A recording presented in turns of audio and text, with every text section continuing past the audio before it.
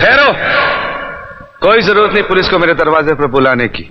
मगर बड़े भैया ये रवि, मैं अभी तक मरा नहीं हूं। घर की छोटी मोटी उलझने मैं खुद सुलझा सकता हूं। साहब जी ने डांटी है, अभी का अभी डांटी है। अरे छोटी मालकिन के गहने चोरी हो गए और ये लोग हम पर शक कर रहे हैं। ये लोग सोच रहे हैं कि वो गहने हम कहीं बेचा है।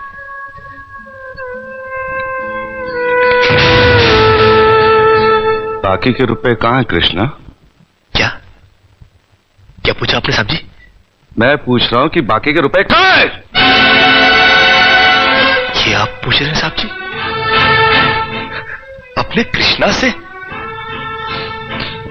देखो कृष्णा, गलती हर इंसान से होती है। तुम मुझे सही सही बता दो कि गहने तुमने कहां बेचे, मैं तुम्हें कुछ नहीं कहूंगा। अब कहने के लिए बाकी ही क्या है साहब जी? एक छोटा सा सवाल पूछ के आपने बहुत कुछ कह दिया है साहब जी। कृष्णा, बात को आगे मत बढ़ाओ। बात आगे बढ़ चुकी है साहब जी, बात आगे बढ़ चुकी है। अब तो आप पुलिस को ही बुलाइए। वो जब हमें कुत्ते की तरह मार मार के हमसे पूछेगी ना, अब तो हम तभी बताएंगे कि हम गहने कहां बेच कर आए साहब जी। मत कहो मुझे साहब जी। इसी साहब जी की इज्जत आज तुमने मिट्टी में मिला दी। क्या कुछ नहीं किया था मैंने तुम्हारे लिए, उसका मुझे तुमने ये बतला दिया। अरे भैया ये क्या? अरे हट जाओ ज्योति। जिस दिन मेरी फैक्ट्री जलकर राख हो गई थी और मैं बर्बाद हो गया था, मुझे उतना दुख नहीं हुआ था कृष्णा जितना आज हुआ जब तुमने इस घर में चोरी की है। साहब जी,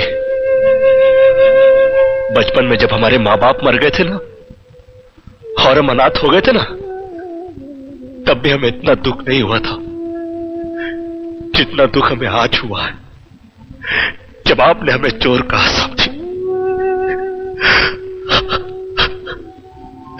आपने हमें चोर कैसे कहा साहब जी? और ज्यादा सफाई देने की जरूरत नहीं है। दूर हो जा, मेरी नजरों से दूर हो जा। निकल जा इस घर से। अरे इस घर से ही क्या, इस गांव को ही छोड़कर चले जाएंगे।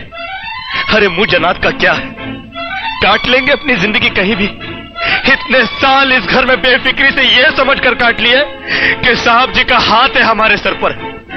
हमको क्या है परवाह किसी बात की, मगर नहीं, अब हम जान गए कि इस दुनिया में अनाथ का कोई नहीं होता।